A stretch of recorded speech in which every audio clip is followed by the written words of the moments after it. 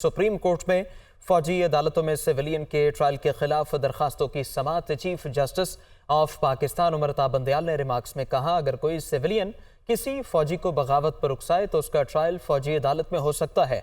देखना होगा सिविलियंस को फौजी अदालतों के दायरे इख्तियार में लाने का क्या तरीक़ाकार अपनाया गया।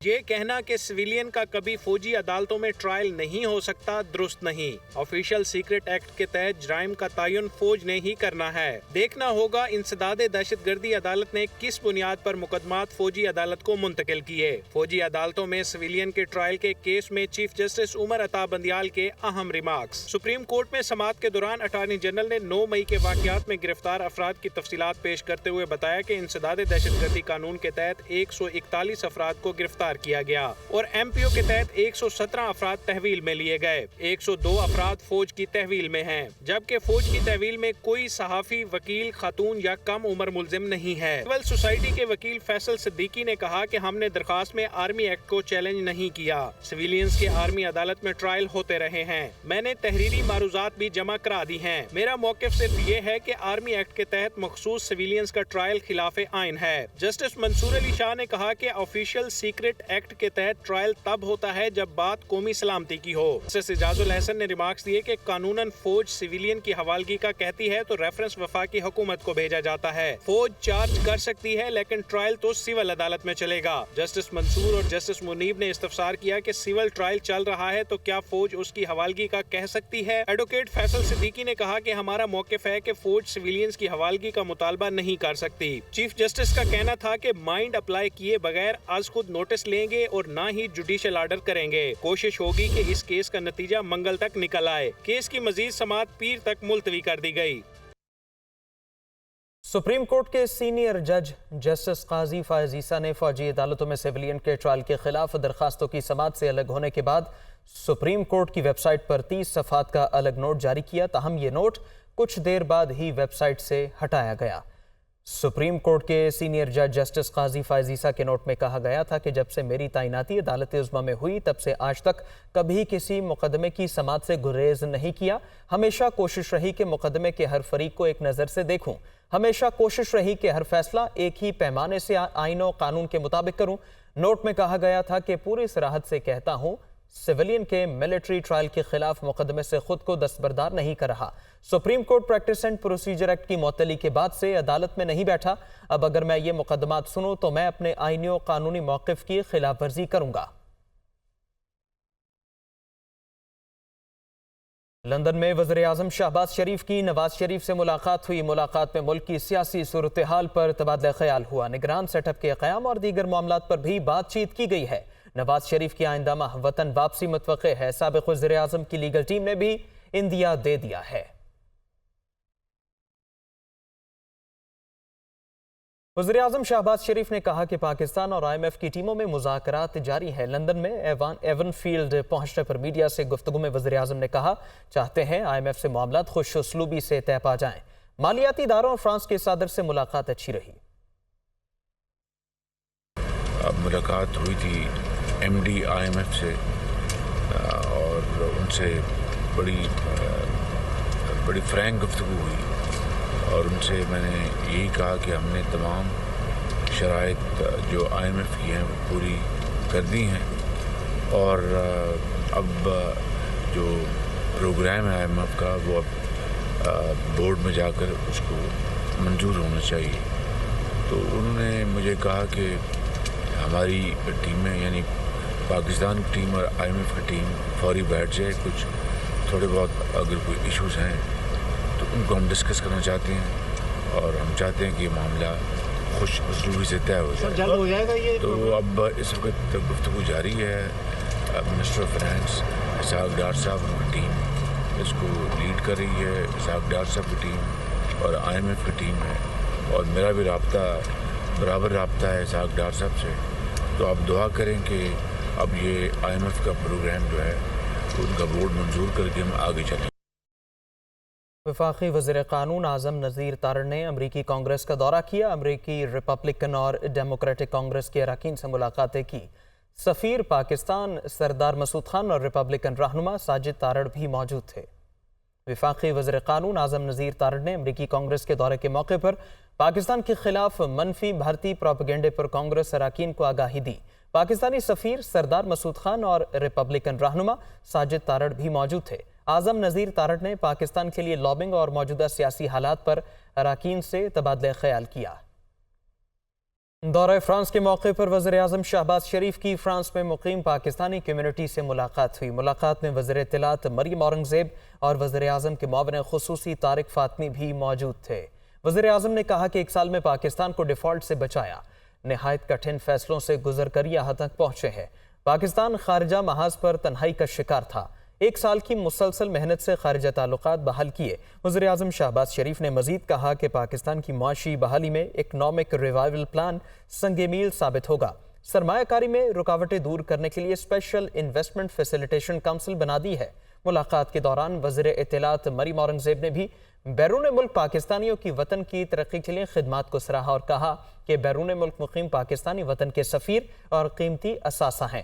یہ لوگ پاکستان کی لائف لائن ہے جو محنت کر کے زر مبادلہ وطن بھیج کر ملک کی ترقی میں اہم کردار ادا کر رہے ہیں۔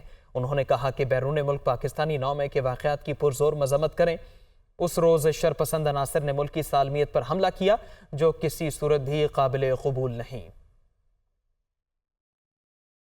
نائب صدر پاکستان مسلم لیگ نون مریم نواز سے نیشنل پارٹی کے وفد نے ملاقات کی۔ مریم نواز نے کہا کہ نواز شریف اور شہباز شریف نے ہمیشہ بلوچستان کی ترقی کے لیے کام کیا۔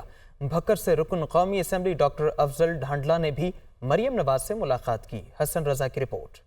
پاکستان مسلم لیگ نون کی نائب صدر اور چیف آرگنائزر مریم نواز سے سابق وزیر اعلیٰ بلوچستان اور صدر national party doctor Abdul Malik Baloch کی سربراہی میں وفد نے ملاقات کی۔ سابق سینیٹر کبیر احمد، سینیٹر طاہر بزنجو، سینیٹر اکرم اور ایوب ملک بھی وفد میں شامل تھے۔ مریم نواز نے وفد سے گفتگو میں کہا کہ بلوچستان اور اس کی عوام کو نہایت اہمیت دیتے ہیں۔ بلوچستان کی ترقی پاکستان کی ترقی کی بنیاد ہے۔ وزیر اعظم یوتھ پروگرام کے تحت بلوچستان کے نوجوانوں کو آگے بڑھنے کے مواقع دیں گے۔ بکر سے رکن قومی اسمبلی ڈاکٹر افضل ڈھانڈلا کی بھی مریم نواز سے ملاقات ہوئی جس میں مسلم لیگ نون اور نیشنل پارٹی میں سیاسی تعاون بڑھانے پر تبادلہ خیال ہوا۔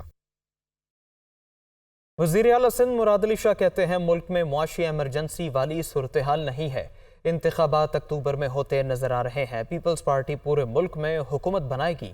وہ کراچی میں میڈیا سے گفتگو کر رہے تھے۔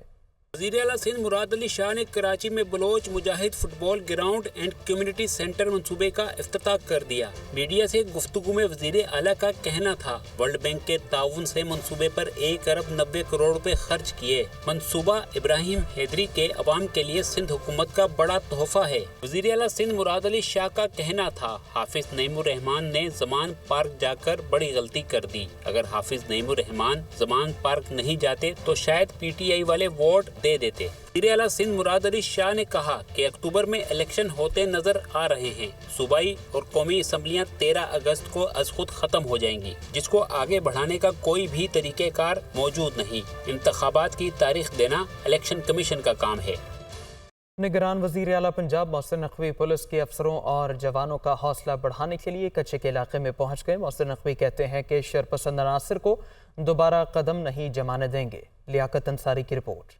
وزیر اعلیٰ پنجاب محسن نقوی نے رحیم یار خاں میں شرپسندوں سے کلیئر کرائے گئے کچے کے علاقوں کا دورہ کیا اور اگلے مورچوں پر تعینات پولیس کے جوانوں سے ملاقات کی۔ محسن نقوی، آئی جی پنجاب پولیس اور دیگر نے جوانوں کے ساتھ مل کر کھانا کھایا۔ محسن نقوی نے کچے کے علاقے میں قائم پولیس چوکی، عارضی ڈسپنسری اور اسکول کا بھی دورہ کیا۔ محسن نقوی بنیادی مرکز صحت گڑی خیر بھی گئے اور سینٹر میں صحت عامہ کی سہولتوں کا جائزہ لیا۔ نگران وزیر اعلیٰ نے شرپسندوں سے کلیئر کرائے گئے کچے کے علاقے میں اسکول اور ہسپتال کے قیام کا اعلان کیا۔ محسن نقوی نے کہا کہ قوم کو پنجاب پولیس کے بہادر سپوتوں پر ناز ہے۔ شرپسند عناصر کو کچے کے علاقے میں دوبارہ پنپنے نہیں دیں گے۔ اس موقع پر بریفنگ میں آئی جی پنجاب پولیس ڈاکٹر عثمان انور نے بتایا کہ اب کچا میں کوئی نو گو ایریا موجود نہیں ہے۔ لیاقت علی، لاہور نیوز۔ اب آپ کو بتائیں کہ ملک میں مہنگائی میں کسی صورت کمی نہیں آ رہی۔ ایک ہفتے کے دوران 0.33% کا مزید اضافہ ہوا۔ سالانہ بنیادوں پر مہنگائی کی شرح 34% سے تجاوز کر گئی ہے۔ महंगाई बेलगाम, हफ्तावार बुनियादों पर 0.33% का मजीद इजाफा, सालाना शरह 34.05% रिकॉर्ड, 20 अशिया की कीमतों में इजाफा, 12 के निर्खों में कमी। इदारे शुमारियात के मुताबिक आटे का 20 किलो का थैला 125 रुपए महंगा हुआ, आलू 2 रुपए, चीनी 3 रुपए, जिंदा मुर्गी 5 रुपए और गोश्त की कीमत में 15 रुपए फी किलो इजाफा हुआ। दाल, माश, दूध, अंडे, दही, चावल और लहसुन के दाम भी बढ़ गए। टमाटर, प्याज और कुकिंग ऑयल की कीमतों में कमी आई। LPG का 11.5 किलो का घरेलू सिलेंडर 115 रुपए सस्ता हुआ। इदारे शुमारियात के आदादो शुमार के मुताबिक हालिया हफ्ते में 19 अशिया जरूरिया की कीमतें मुस्तहकम रहीं। गर्मी की शदीद लहर में तवील लोड शेडिंग का सिलसिला जारी है। मुल्क भर में 8 से 10 घंटों तक लोड शेडिंग की जा रही है।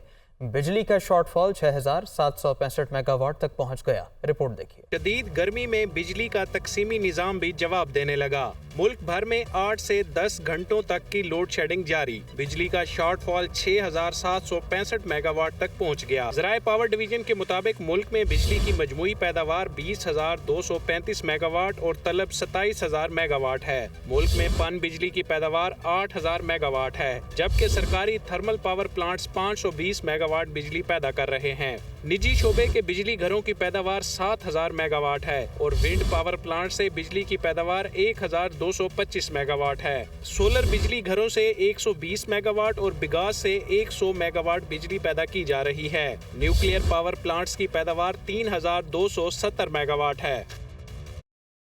शिमाली इलाकों में गर्मी की शदीद लहर के बायस ग्लेशियर्स फटने का खदशा पैदा हो गया। गर्मी की शिद्दत बरकरार रहने की सूरत में दरियाई सिंध में ऊंचे दर्जे के सैलाब का खतरा मंडलाने लगा है। जीशान यूसुफजई की रिपोर्ट। के शिमाली इलाकाजात में गर्मी की शदीद लहर, नदी नालों में तुग़यानी, दरियाई सिंध के बहाव में गैर मामूली इजाफा, बढ़ते हुए दर्जा हरारत के बायस ग्लेशियर फटने का खदशा पैदा हो गया। वज़ारत आबी वसाइल के मुताबिक ग्लेशियर्स पिघलने के बायस शमशाल वैली, गांचे, पिस्सू और स्कर्दू से मुल्हिका इलाकों के नदी नालों में तुग़यानी की कैफियत है। दरियाओं में निचले दर्जे का सैलाब है। दरिया सिंध में पानी का बहाव 2 लाख क्यूसिक से बढ़ चुका है। गर्मी की शिद्दत बरकरार रहने से दरिया सिंध का बहाव 3.5 लाख क्यूसिक तक जा सकता है।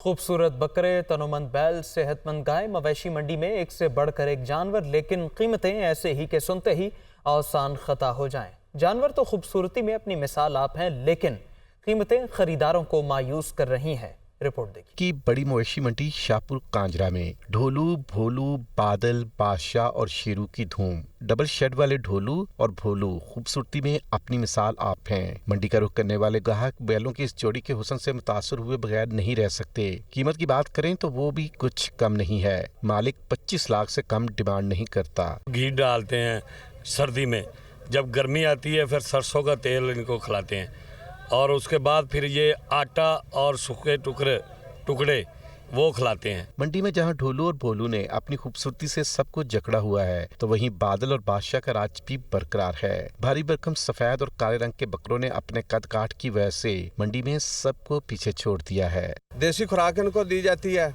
उससे ये तैयार होते हैं। गंदम, मकई, बाजरा वगैरह, उसके अलावा दूध और मक्खन वगैरह भी इनको दिया जाता है। 50 लाख हम मांग रहे हैं, 35 लाख लगा, हमने नहीं दिए, तकरीबन 40 में हम दे देंगे इनको। मवेशी मंडी में शेरू के ठाट पाट भी किसी से कम नहीं।